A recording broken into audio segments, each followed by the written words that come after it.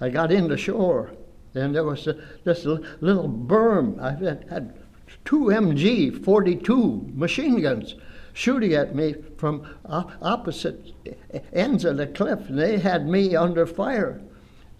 But that little berm's 6-8 inches tall. Was like a godsend for me. It was my protector. That's when I got a cigarette out of my pack that didn't get wet. I sensed someone to my left. So I says, "Buddy, have you got a match?" And I got no answer. So I turned. There was his helmet, but there was no head under the helmet. You are about to embark upon the great crusade to meet this mounting aggression. And make no mistake about it, good will prevail.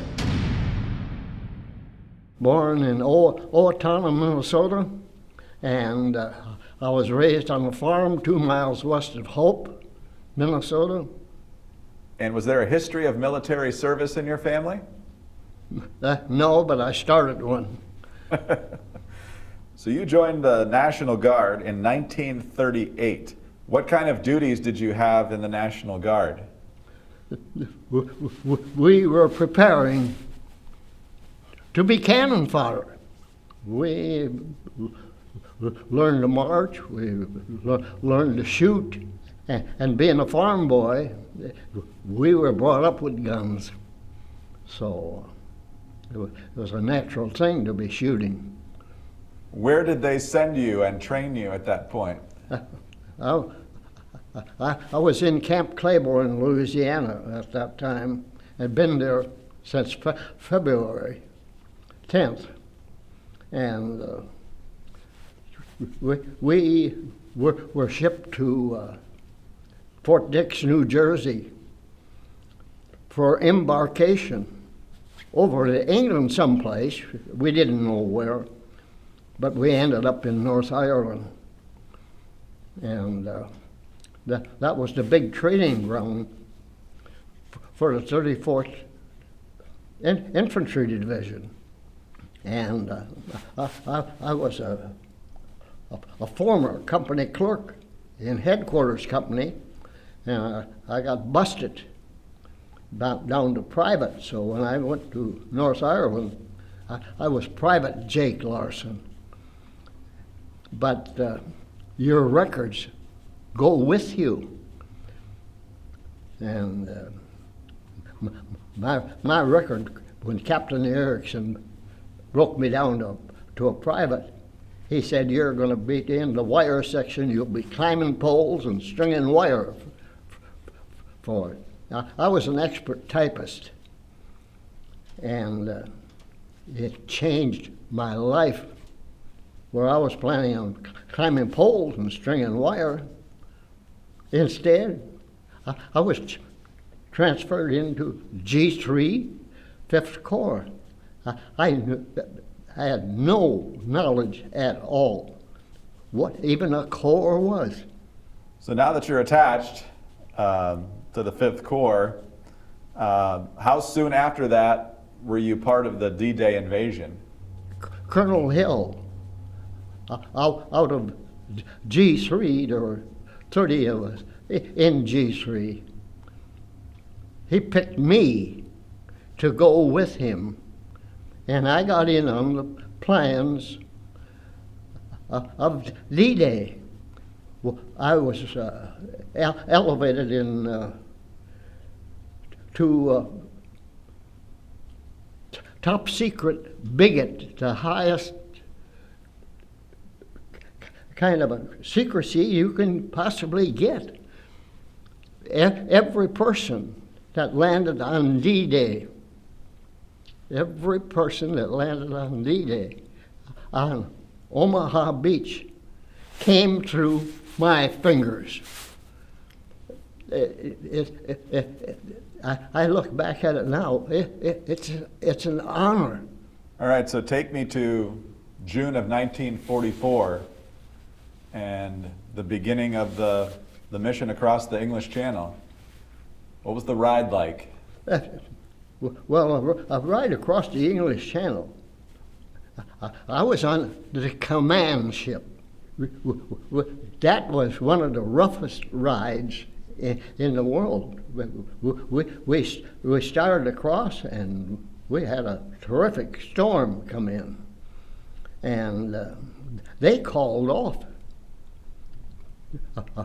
We were supposed to land on the 5th. We boarded on the 4th of June, and we were supposed to land on the 5th.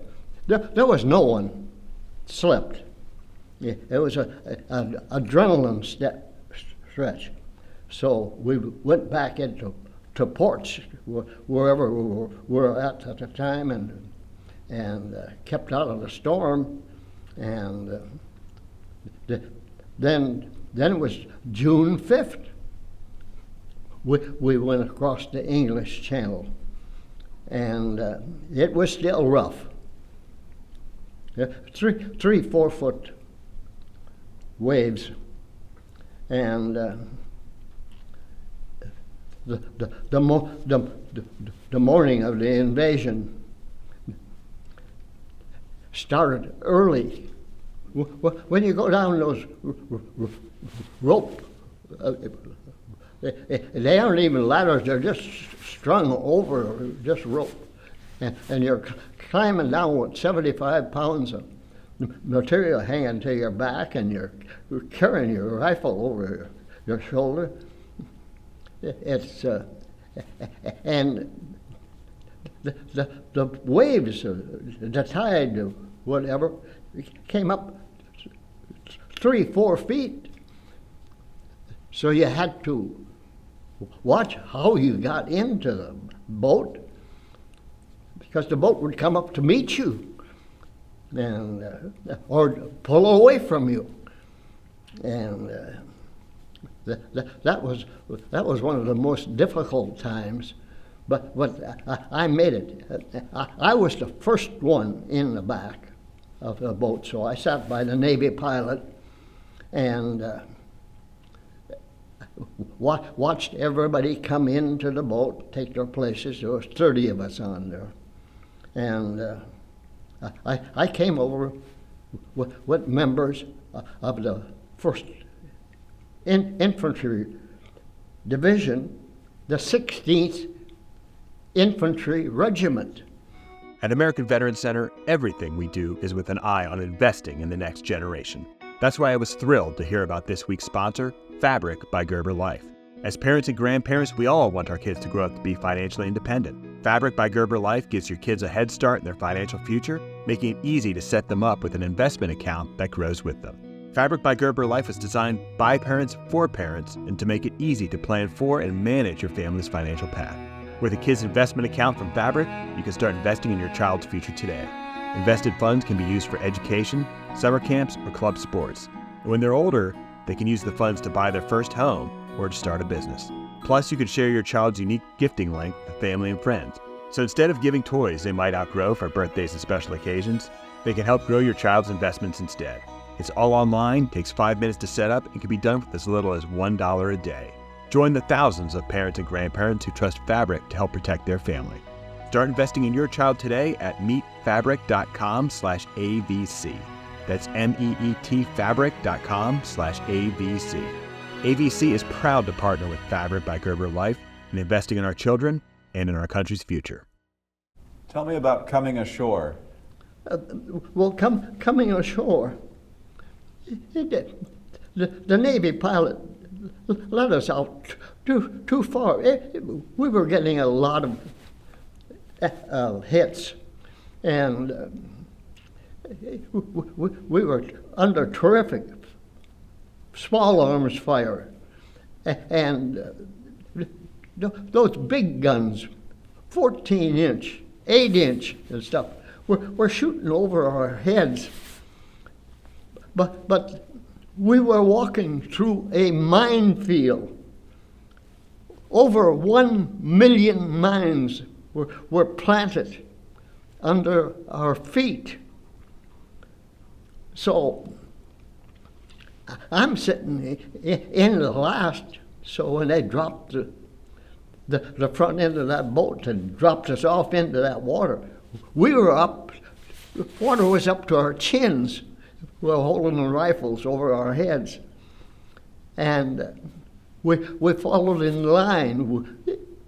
And I mean, we stepped where the person in front of us stepped. Because if you stepped on one of those mines, there was a spurt of water come up. That meant somebody stepped on a mine. And of course, we weren't the only ones that were in line. There were lines going all over. And every time you see a spurt of water come out of one of those lines, that means that somebody stepped on a landmine. It's hard to describe. And when we got closer to shore, I peeled off from my unit and went on easy red. That was my objection. And come to find out, easy red was the killingest of all the lines. 2,400 casualties on easy red. I came on that easy red, and I came through without a scratch. I got into shore, and there was this little berm. I had 2 MG 42 machine guns shooting at me from opposite ends of the cliff, and they had me under fire. But that little berms, sandstone berms, 6, 8 inches tall, was like a godsend for me. It was my protector. That's when I got a cigarette out of my pack that didn't get wet, and put it in my mouth, and I pulled out a wet match, and so I sensed someone to my left. So I says, "Buddy, have you got a match?" And I got no answer. So I turned, and there was his helmet, but there was no head under the helmet. At that moment, it was like his soul himself was telling me, "Get up and go, run right now, to get off of that beach." So I got up and ran, and just it seems that I got up. It's like I made this up, but both of those machine guns shut off for a few seconds or more, and I got running. And then they opened up again, and they were trying to catch up with me. I was 5'10" tall at that time. I weighed 120 pounds. And I'm thinking, boy, those Germans, they don't know how to even shoot at a toothpick. But I made it to the cliffs, safe. A miracle. It's one of the miracles of my life. How would you describe the sounds or the smells? Yeah, the sounds were. It was like somebody was shooting firecrackers, and a whole bunch were shooting. All big booms, small booms. It's crazy. It's crazy. And the craziest thing is, I'm sitting here talking to you about my experience. I am the only one left out of all those guys I was with. They've all gone on. And this can't last forever. In less than 2 months, I'm going to be 101. I don't have an ache or pain in my body. I'm blessed. I truly am blessed. Jake, you were saying a little while ago how you were able to advance when the machine guns stopped for a little while. Once they started up again, how did you keep pressing ahead? You put a move on, and they have to try to catch up with you. You don't let them catch up. I could move pretty fast at that time. Quite a difference from right now. So you just kept running up the bluff? Well, it's like we're coming off of the beach. You don't run up the bluff. That's when you're off the beach. And then that's when the Germans are shooting you at you from the back too. And when we got to this ravine that we were going to use to get up off the beach, that ravine was filled with barbed wire by the Germans. We had to get pipes that were filled with blasting material. And my golly, I forgot the name of those. But they plug into each other. So we run some of those blasting pipes up there. And while they were running those up there, 3 of those guys were killed there by the Germans. And then when they blew that barbed wire out of there, it opened up for the rest of us. And we got up. The Germans just cleared out. Once we got through and got up behind them, they just left. What did you do after they left?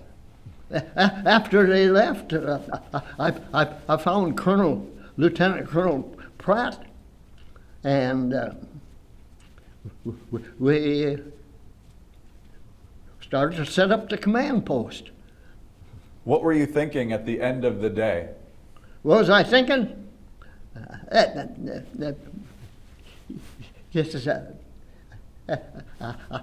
I don't remember. I remember setting up the command post. I don't remember doing it. I just remember it's done. And I was, at the end of the day, it was about 7:15. I realized I was digging a foxhole along with Corporal Madison Rich. And he was digging his foxhole. We were going to sleep. I found a litter that hadn't been used. So I dug my foxhole a little bit longer. So I put that litter in the bottom. And then if I put my sleeping stuff on that top, that litter was protected from the moisture. It was canvas. At 7:15, somebody hollered from the command post, "Sergeant Larson, Colonel Hill wants to see you right now." So I goes and Colonel Hill is a full bird colonel. He and I worked on the invasion together, so he got me in. He says, Sergeant, he says, First Army wants me to keep G3 open 24 hours a day. He says, you're going to run the night shift. I said, starting when, sir? He says, starting right now. It was 7:15. So I went back and told Corporal Rich, I says, Matty, I says, you can sleep in my foxhole now. I got that litter in there. He says, Jake, I got my fart sack all ready here. I'm beat. I'm going to bed. So he laid his M1 Grand rifle on my litter. He went to sleep. I went to work at midnight. The Germans sent over a plane to find out what we were doing. So they lit up the whole thing with flares and took pictures. Well, that aggravates our gunners from that shoot the big guns at the planes. So they started shooting up at the plane that was flying around there and taking pictures. And then that died off, and I'm supposed to be operating G3 at night. I don't remember anything else except that plane flying over and all the guns going off and shooting. And the next thing I knew, I was being relieved. It was 7:30 in the morning. So I walked over to Madison Rich. He picked up his rifle off of my litter, and it broke in two. A piece of shrapnel that they had shot up at that German airship came down and hit that shrapnel, laying on my litter. God, there is a God. How is it possible? Those Grand rifles were 8 pounds. They were a solid machine. That had to be hit just perfect in order to break apart. See, I got through the invasion without a scratch. And this, how come I wasn't on that litter? How come I was picked to go and operate G3 that night? I don't remember doing anything, but I was there, and it saved my life. It's crazy. It's plain crazy. Well, Jake, many years later, of course, you become famous because of your granddaughter hearing your stories, filming your stories, and putting them out there on social media for other people to find. So what does it mean to you that so many people now know not only what you did, but all these other people that you can tell their stories? It caused me to write a book. And the name of that book is The Luckiest Man in the World. Who in the world would ever write a book like that? The luckiest man in the world? Look, I'm telling you, after I joined the Army, National Guard at 15 for the money. That was $12 every 3 months I'd get. But it was like money from heaven. Then I got the experience. We were like soldiers. We were ready for war. When it came, it was these youngsters that grew up carrying rifles, being able to shoot them, and not being afraid to give their life. There were so many that gave their life. And it's my duty to honor those guys. I'm here today to tell these stories. And what an honor to serve with these people. Every one of those guys, they're the heroes. I'm not a hero. I'm just relating what I did. And we're trained to do this. Every one of us, we're trained to do this. So those guys that have passed on, they're the real heroes. They're the ones I talk about. They made it possible for me to get through by giving their life.